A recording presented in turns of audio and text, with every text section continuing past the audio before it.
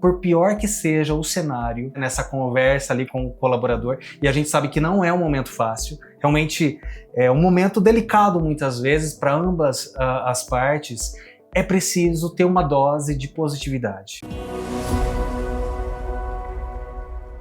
O que você faz quando ganha um presente? Recebeu a caixa, agradeceu a pessoa, levou para casa, abriu, pensou: isso aqui combina comigo, não combina? Até que combina, mas não serve. O que você vai fazer? Ou vai trocar, ou vai doar, ou se sim ficou bom, você de verdade vai vestir.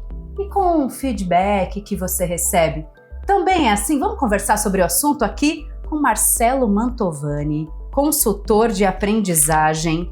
Já me conta, quais os erros mais comuns, Marcelo, que as pessoas cometem ao dar feedback? Bem-vindo. Muito obrigado, Alice, por estar aqui de volta. Os erros mais comuns, eu acho que o primeiro deles é não dar o feedback.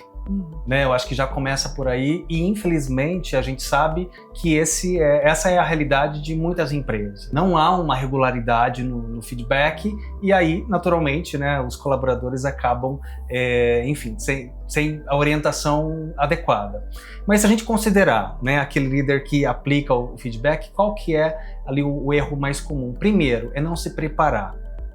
É ir para esse momento sem as informações que vão respaldar essa conversa e também pode acontecer desse feedback acontecer no momento errado. Então, de repente, aquele colaborador não estava no melhor dia, ele precisava mais de um afago do que um puxão de orelha, e isso também pode fazer com que o resultado seja ruim. E outras coisas, personalizar demais a crítica, ou seja, levar para o lado pessoal e não considerar aquela questão profissional como o que vai nortear essa conversa, e também não conseguir equilibrar com as coisas que são positivas. Então, eu costumo dizer o seguinte, Elis, por pior que seja o cenário nessa conversa ali com o colaborador, e a gente sabe que não é um momento fácil, realmente é um momento delicado muitas vezes para ambas as partes, é preciso ter uma dose de positividade. Porque senão essa pessoa pode sair dessa conversa com uma imagem errada da qual ela deveria ter. Ou até desistindo mesmo. Nossa, então você não tem nada de bom para mim, não tem o que eu tô fazendo aqui. Exatamente. E aí, por outro lado, Marcelo, tem um jeito então da gente ser eficaz? Você falou de preparação. Sim. Se prepare para esse momento de feedback. Como que a gente faz essa preparação para ele ser eficaz? Perfeito. Então, primeiro, eu acho que começa muito antes aí esse processo, que é ter uma avaliação justa. Não se pautar em apenas um acontecimento, ou então algo que um colega meu, que também pode ser líder ali na empresa, me disse. Não, você precisa de fato conhecer o seu colaborador. Então, quanto mais você conhece as habilidades, aquilo que ele precisa se desenvolver, mais repertório você vai ter para avaliá-lo de forma justa, Porque muitas vezes esse é o sentimento gerado nessas conversas por essa pessoa que você mencionou, Elis. Essa pessoa sai dessa conversa com um sentimento de injustiça, Como é que ele me avaliou, ele não me acompanha, ele não sabe a minha realidade. Então, acho que esse é o primeiro ponto, ter um acompanhamento adequado para ter dados, que serão expostos ali durante essa conversa. E, enfim, escolher o momento ideal para que isso aconteça. E tem um outro ponto também que eu acho que é importante, que assim, a gente não precisa dizer tudo que a gente quer no momento do feedback. Muito interessante. Muitas vezes a gente vai, enquanto líder, com essa ideia de que eu preciso esgotar todas as possibilidades de pontos de desenvolvimento que eu observei, porque essa é uma oportunidade única, uma oportunidade importante ali naquela minha agenda. Não, você não precisa dizer tudo. Aliás, você não deve dizer tudo. Porque esse tudo pode ser muito pesado para o outro. E pode ser, inclusive, suficiente para que esse outro, como você mencionou, ele desista ali daquela vaga, ele considere que ele não vá conseguir evoluir nos pontos que foram apresentados. Então, encontrar esse equilíbrio entre aquilo que eu devo dizer e o quanto eu devo ouvir, acho que é um ponto importante. Muitas vezes também a gente deixa a gente não abre espaço para ouvir o outro. Então, eu começaria, inclusive, essa conversa de feedback considerando aquilo que o meu colaborador tem a dizer. Porque muitas vezes a percepção que ele vai trazer nessa conversa será suficiente para moldar o meu feedback. E eu reconsiderar se aquilo que eu trouxe, será que realmente eu estou sendo justo, ou será que esse meu ponto de vista está equivocado? Né? Então, eu acho que o feedback ele vai se construindo também nesse processo. Então, é importante a gente abrir espaço para essa escuta ativa. Marcelo, a gente como empresa de educação corporativa acaba encontrando muitos líderes na sala ali de treinamento, e aí muitos deles trazem na pergunta, ali na conversa, que eles fazem feedback a cada 6 meses, porque é o oficial da empresa. E aí eu acho que muito nesse aspecto do que você trouxe, de ter uma necessidade de esgotar os 6 meses de retorno do que o profissional passou por ali, tem a ver com essa distância do tempo. Então, claro, demorou todo esse tempo, eu faço ali uma preparação que é um dossiê, não é ali só alguns tópicos para poder abordar, e aí acaba que esse líder cai nessa cilada de trazer todos os aspectos. Perfeito. Por outro lado, também acontece aquele que acaba fazendo, não, mas eu sempre converso, eu faço pontual. E aí ele vem e dá aquela devolutiva numa situação que ele viu acontecer no dia, naquela meia hora, no atendimento do cliente. E aí nem tanto céu, nem tanto a terra. De quanto em quanto tempo tem que acontecer o feedback, para ele não ser só corretivo, que é esse pontual, e para também não chegar naquele ponto de precisar esgotar toda uma quantidade de meses que você acompanhou o seu colaborador. Tem uma periodicidade que é mais adequada? Perfeito. Cada empresa tem o seu período, Elis. Essa que é a verdade, né? Cada empresa entende qual é a regularidade para o feedback mais formal, tá? O que é importante a gente ter como regularidade é aquilo que eu posso chamar de um feedback mais informal. Ou seja, nada impede, sei lá, mensalmente ou a cada 15 dias, a gente ter uma conversa um pouco mais leve, mas para a gente falar, né, das evoluções, dos resultados que estão acontecendo, porque essas conversas elas já acontecem na rotina comum, né, de um líder e um liderado, quando a gente trata de resultados, quando a gente fala de objetivos, né, de avanços em um projeto. Então, por que não aproveitar esse momento de forma individual para a gente também ir tratando dessas coisas que lá na frente podem se tornar, né, um problema numa conversa de feedback? Porque o que mais causa espanto, estranhamento, é essa surpresa de que depois de 6 meses, como você mencionou, eu recebo uma notícia de que eu não estou indo bem, né? E aí geralmente essa notícia, por ter demorado tanto tempo assim, ela vem ali quando a coisa já virou uma bola de neve muito grande, né? E aí lidar com isso muitas vezes não é fácil.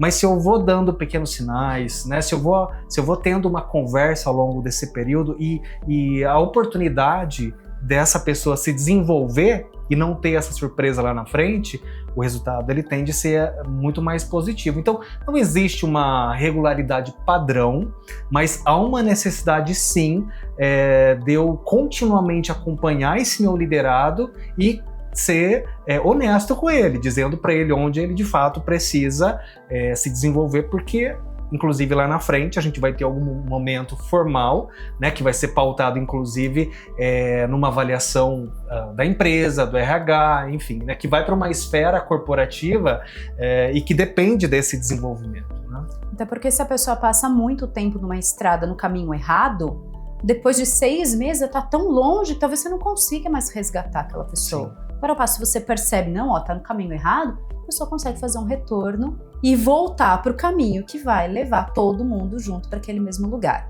Vou fazer uma provocação aqui em relação à nossa querida geração Z. Ótimo. São esses jovens aí que estão chegando no mercado de trabalho. Os mais velhos da geração já estão com 24, 25 anos, mas tem muitos jovens aí com 17.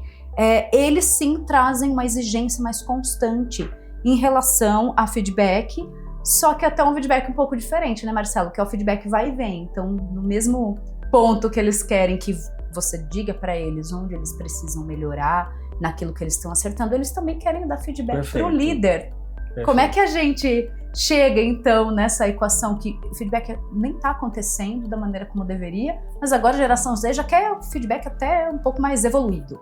Perfeito. Eu imagino que muitos líderes que estejam nos assistindo agora tenham ali na sua equipe, né, uma parcela de geração Z que vai aumentar cada vez mais, né? E é muito importante a gente criar uma sinergia com essa geração e entender que há uma aprendizagem dos dois lados, tá? Enquanto empresa, enquanto liderança, eu tenho muita coisa para aprender com essa geração, inclusive na forma como eu vou dar o feedback, né, e na frequência, mas ao mesmo tempo também há um exercício do outro lado de aprender como é que as coisas acontecem aqui. Então talvez essa demanda, essa ansiedade por feedback a todo instante não vai acontecer, né? Então eu acho que tem um equilíbrio ali que precisa acontecer entre as duas partes. Eu acho que o que resolve isso é uma comunicação, né, bem feita. Se eu comunicar para essa geração como é que as coisas acontecem aqui e o quanto a gente pode se adequar, né, a essa ansiedade, as coisas tendem a fluir melhor. A gente sabe que essa ansiedade, Elis, ela é resultado de uma geração que cresceu com as redes sociais, onde a gente quer aprovação a todo tempo, onde a gente posta alguma coisa, né, no Instagram e a gente já quer uma curtida. Então, isso vai criando uma necessidade de aprovação, né? E aí no ambiente profissional não é diferente, né? O líder, ele passa a ser essa pessoa que aprova ou desaprova. Então acho que tem uma aprendizagem dos dois lados, mas há também um exercício de liderança de conseguir de alguma forma satisfazer essa demanda, porque se a gente não der conta dessa geração, a gente não tem outro caminho, né? Não há outra forma. Ela vai procurar um outro lugar, ela vai procurar uma outra empresa, e é isso que tem acontecido mesmo, né?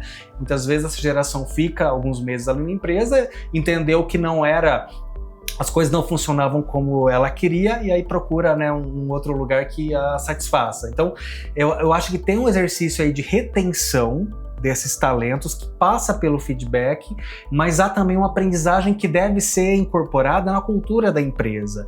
Então, quando eu tenho ali um talento, né, um novo talento que é da geração Z, e daqui a pouco a gente vai ter a geração Alpha, né, já estão chegando. Daqui a poucos anos, há um exercício de aculturamento também de que a empresa funciona dessa forma, de que a gente tem uma regularidade, um jeito de ser, mas a gente tem que estar aberto também para essa demanda que tende a ser um caminho sem volta, né?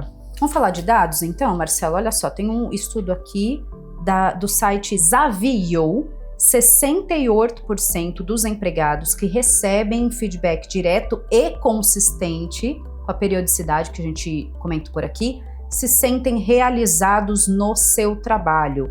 E tem mais um outro aqui da Gallup, que as empresas que investem no feedback frequente dos colaboradores apresentam taxa de rotatividade de 14,9% menos do que as organizações em que as pessoas não recebem esse retorno sobre seu desempenho. Então a gente está falando aqui que o feedback é resultado, é isso, Marcelo? É isso, sem dúvida nenhuma. A qualidade do feedback, ela impacta no resultado diretamente, né? E a gente sabe, Elis, que esse é um momento muito delicado, especialmente para quem vai receber esse feedback, né? Gera tensão, gera medo, gera essa ansiedade, né? Será que eu vou ser reprovado? Será que eu tô, de fato, entregando? Será que a minha performance ela é suficiente para garantir o meu emprego? Então tem muitas questões ali que são envolvidas, e considerar isso na posição de líder talvez seja o primeiro passo, né, para que esse momento ele seja prazeroso também, não seja só um momento ali, né, de apontar os defeitos, mas a gente consiga também utilizar esse momento para que as próximas experiências elas gerem menos ansiedade. Tem até um autor que eu gosto bastante, que é o Krashen, né, e ele fala muito dos filtros afetivos. Então o que é o filtro afetivo? É o medo, é a ansiedade, essa vontade de não querer se expor. Então, como líder, a gente consegue baixar esse filtro afetivo. Como que a gente faz isso? Quando chega uma pessoa ali na nossa sala nesse momento, você não precisa ir direto ao ponto, você pode falar de outras coisas. deixar a pessoa à vontade, né? Começar ressaltando alguma coisa que é positiva, deixando essa pessoa tranquila, né, com aquilo que vai acontecer, para depois a gente entrar com esse tema e não criar pequenos traumas, né, em um assunto que na verdade deveria ter como prioridade esse desenvolvimento humano. Então talvez um dos pontos ali, e aí até resgatando uma pergunta que você me fez no início, onde é que a gente mais erra? Um ponto muito importante para a gente considerar é que o nosso objetivo principal é desenvolver quem está na nossa frente, né? Se a gente conseguir dar um feedback para essa pessoa e ela consiga sair dali um ser humano melhor, um profissional melhor, pronto, a gente já está conseguindo minimamente cumprir a nossa missão. Muitas vezes a gente perde isso de vista, né? A gente fica se pautando só em resultado, mas a gente não ajuda, né? A gente não se oferece. Então, talvez ali como finalização, né, de uma sessão de feedback, seja importante a gente dizer, Elis, o que eu, como seu líder, posso fazer para te ajudar? Né? Olha, meu crachá está aqui do lado, eu estou te olhando agora como ser humano. O que eu posso fazer para ser um líder melhor para você? E aí até resgatando o que você trouxe ali sobre a geração Z, né, que espera também dar esse feedback, né? A gente chama isso de feedback bottom-up, né? Então, agora olhando de baixo para cima, eu não gosto muito dessa coisa baixo, porque parece que quem está em cima... Sim, o vai e vem fica mais horizontal. Eu acho que fica mais horizontal, né? Mas é importante também a gente ter essa humildade para ouvir. Não, olha, o que eu posso fazer para te ajudar? Porque eu quero que você continue na minha equipe. Né? Eu quero que você seja feliz fazendo o que você faz, porque eu sei que se você estiver feliz, você vai trazer resultado para a empresa. Então, se a gente conseguir estabelecer esse diálogo, essa pessoa vai te enxergar com melhores olhos, né? E acho que já é um bom caminho para a gente conseguir criar uma cultura de feedback que traga resultados. Precisa ser um momento de descoberta, né, Marcelo? Sim. E até por conta disso já vou te dar um feedback aqui no ar. Foi muito bom. Obrigada por ter vindo. Que legal. E vai fazer com certeza que eu quero gravar mais temas aqui com você, já vai pensando pra gente escolher novas gravações, tá bom? Obrigada de ter vindo. Eu que agradeço, à sua disposição. E você que tá por aí, acha que não precisa de feedback, mas olha só, pensa, quando você vai pegar o carro ou dirigir para algum lugar, você não liga o Waze, mesmo que você já saiba o caminho? Pra que é isso? Porque você quer feedback constante, quer saber como é que tá o trânsito, tem algum buraco na rua, se tem algum policial. Então, se o feedback faz tão bem para você, ofereça também para as outras pessoas com foco no desenvolvimento. E é nesse foco que eu peço, clica no sininho, compartilhe o nosso conteúdo para mais gente também poder se transformar e evoluir, tá bom? Até o próximo episódio. Tchau, tchau!